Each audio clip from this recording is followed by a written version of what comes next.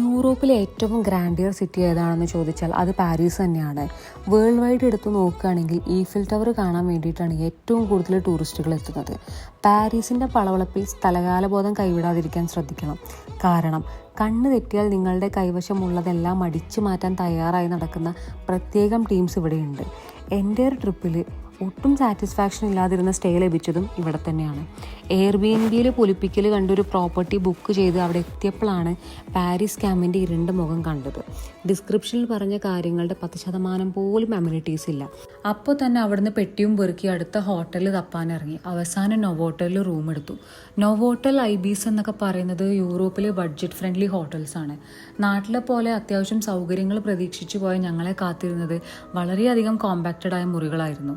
അതിന് തന്നെ new year ഒക്കെ ആയതുകൊണ്ട് പെർ ഡേ 20,000-ലധികം താരിഫും വന്നു. സോ സ്റ്റേ നോക്കുമ്പോൾ നന്നായി റിസർച്ച് ചെയ്യുക.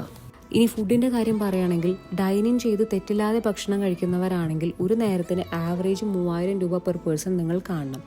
ഇത് തന്നെ നിങ്ങൾ സ്ട്രീറ്റ് ഫുഡ്സ് പോലെ ഗ്രാബ് ചെയ്ത് പോവുകയാണെങ്കിൽ ചിലവ് ചുരുക്കാനും പറ്റും.